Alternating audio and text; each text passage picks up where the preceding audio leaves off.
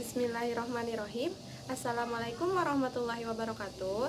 Perkenalkan, nama saya Tiara Nur Fauzia dari Prodi Pendidikan Biologi Fakultas Tarbiyah dan Keguruan Universitas Islam Negeri Sunan Gunung Jati, Bandung. Nah, di sini saya akan menyampaikan materi tentang keanekaragaman hayati menggunakan media pembelajaran mini flipchart. Nah, ini mini flipchart yang saya buat ya.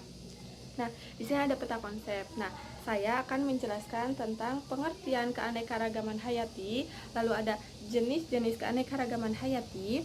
Selanjutnya ada manfaat keanekaragaman hayati, faktor punahnya keanekaragaman hayati, dan ada pemeliharaan keanekaragaman hayati.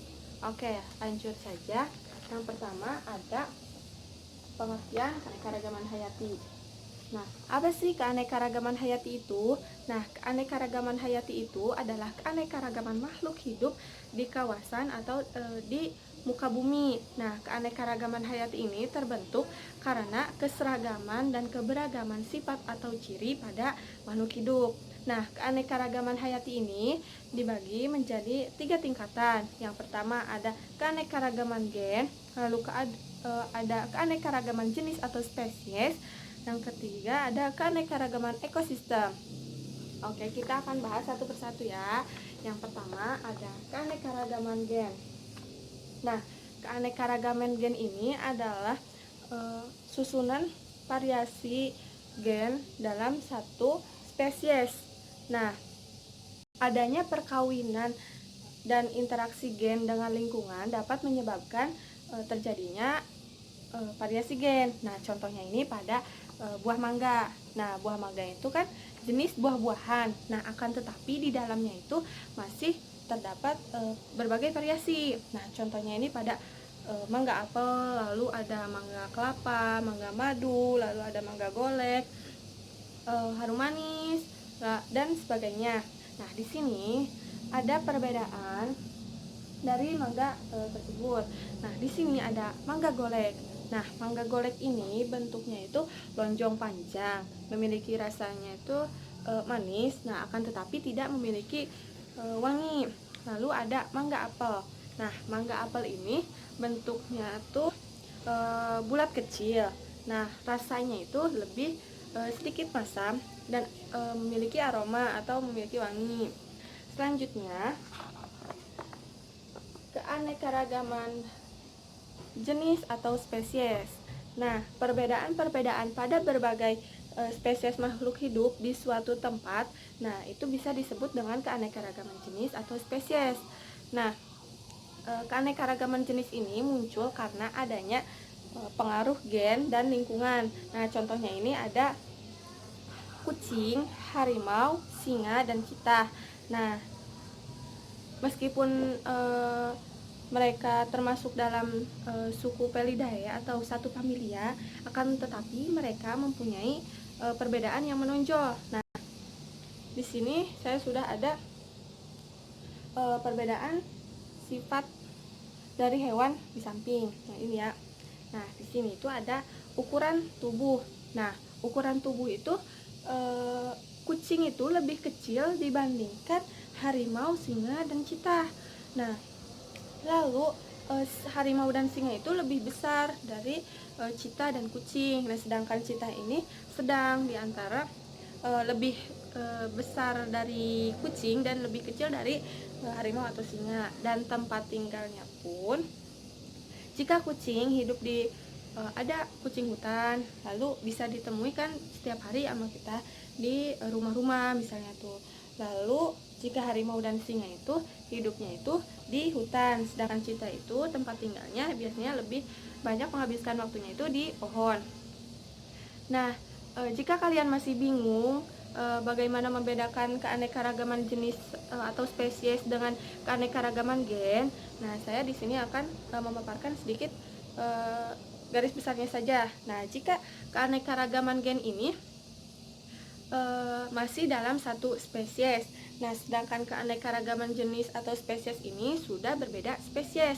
Dan keanekaragaman gen ini memiliki kemiripan yang hampir sama, sedangkan jenis atau spesies udah berbeda. Nah, contohnya ini kan tadi udah ada buah mangga. Nah, kita ambil contoh lain seperti kucing. Nah, kucing itu kan dalam satu jenis ya. Nah, itu teh masih ada eh, variasinya seperti kucing hutan, lalu ada kucing kampung, Persia, Anggora, dan lain sebagainya. Nah, sedangkan jenis atau spesies ini memiliki perbedaan yang menonjol gitu, seperti buah mangga dengan buah jambu. Nah, itu sudah berbeda spesiesnya. Lalu yang ketiga ada keanekaragaman ekosistem. Nah, sebelum kita mengetahui keanekaragaman ekosistem ini, kita harus mengetahui ekosistem itu sendiri. Apa sih ekosistem itu? Nah, ekosistem ini adalah kesatuan antar makhluk hidup biotik dan lingkungan abiotik. Nah, di mana terjadi hubungan timbal balik di antara keduanya. Nah, keanekaragaman jenis ini sangat mempengaruhi keanekaragaman ekosistem. Semakin tinggi keanekaragaman jenis di suatu daerah, maka akan makin stabil ekosistem daerah tersebut. Nah, contohnya ini seperti ekosistem hutan hujan tropis, lalu ada ekosistem pantai, lalu ada ekosistem gurun, dan lain sebagainya. Selanjutnya ada manfaat keanekaragaman hayati.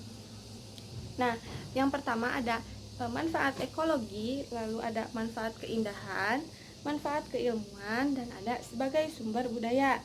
Nah, manfaat ekologi ini berfungsi untuk menunjang kehidupan manusia. Nah, keanekaragaman hayati ini memiliki peran dalam mempertahankan keberlanjutan ekosistem. Lalu yang kedua ada manfaat keindahan. Nah, manfaat keindahan ini adanya hewan dan tumbuhan menambah keindahan alam. Bayangkan saja ya, jika tidak ada tumbuhan dan tidak ada hewan, kan kita saling bergantungan kan antara hewan dan tumbuhan itu. Nah, jika hewan ini tidak ada, kita akan makan dari mana? Lalu bayangkan saja jika tumbuhan tidak ada, kita juga akan makan dari mana? Lalu berteduh dari mana? Nah, lalu ada manfaat keilmuan. Nah, keanekaragaman hayati ini merupakan laboratorium untuk mengembangkan ilmu pengetahuan. Lalu ada sebagai sumber budaya. Nah, Indonesia ini kan memiliki berbagai macam suku, ras, budaya, adat istiadat. Nah, mereka ini memanfaatkan hewan dan tumbuhan untuk acara-acara ritual. Lalu, apa aja sih faktor yang mempengaruhi punahnya keanekaragaman hayati? Nah, di sini sudah ada ya beberapa faktor yang mempengaruhi keanekaragaman hayati. Nah, yang pertama ada perusakan habitat. Nah, contohnya ini, misalnya kita nelayan, lalu kita akan menangkap ikan di laut, akan tetapi penangkapannya itu dengan cara pengeboman. Nah, jika kita menangkap ikan dengan cara pengeboman, otomatis itu akan merusak terumbu karang. Sedangkan ikan-ikan biasanya itu tinggalnya itu dekat dengan terumbu karang.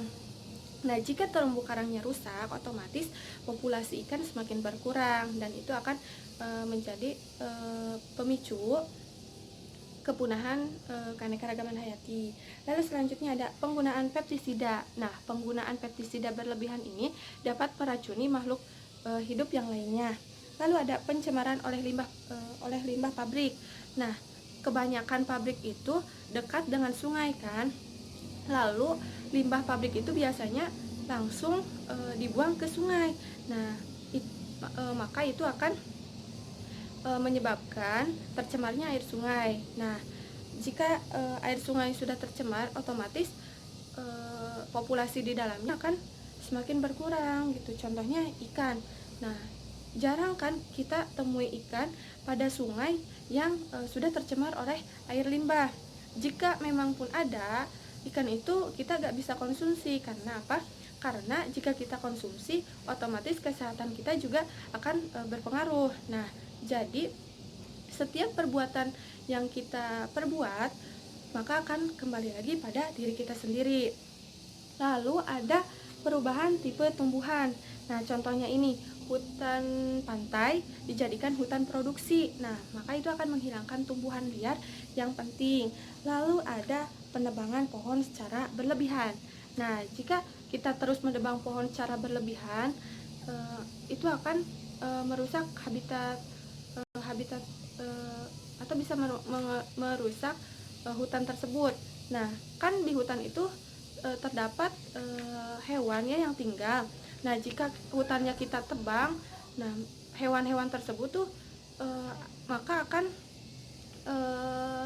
keganggu gitu, lalu dan terjadinya kepunahan. Lalu ada seleksi. Nah, seleksi ini adalah memilih sesuatu yang disukai menurut penilaian individu. Nah, contohnya ini kita menanam varietas unggul, contohnya itu seperti jambu Bangkok, lalu jeruk mandarin, dan sebagainya. Dan nah itu akan menghilangkan tanaman yang dianggap kurang unggul. Nah, contohnya itu seperti jeruk pacitan, lalu ada mangga curut. Nah, mungkin kalian juga baru tahu mangga curut itu seperti apa sih. Nah, gitu. Lalu yang terakhir ada pemeliharaan keanekaragaman hayati. Nah, bagaimana sih caranya kita memelihara keanekaragaman hayati agar terus lestari? Nah, yang pertama ada penghijauan. Nah, penghijauan ini adalah menanam atau melestarikan tanaman hijau. Nah, perbedaan tanaman hijau dengan reboisasi, jika reboisasi itu penanaman pohon di lahan yang gundul, sedangkan penghijauan ini melestarikan tanaman hijau. Nah, bisa juga penghijauan ini dilakukan di pekarangan rumah atau di pinggir jalan. Lalu ada pembuatan taman kota. Nah, pembuatan taman kota ini berfungsi untuk menurunkan suhu lingkungan, atau bisa juga menurunkan efek pencemaran kendaraan bermotor, lalu memberi keindahan. Lalu ada pemuliaan. Nah, pemuliaan ini adalah usaha membuat varietas unggul. Nah, tetapi bukan berarti menghilangkan varietas yang kurang unggul. Nah, contohnya ini seperti perkawinan silang. Lalu yang terakhir ada pembiakan in situ dan pembiakan ex situ. Nah, kan kita sudah tahu kan, dari SD juga sudah diajarkan kalau in itu di dalam, kalau ex itu di luar.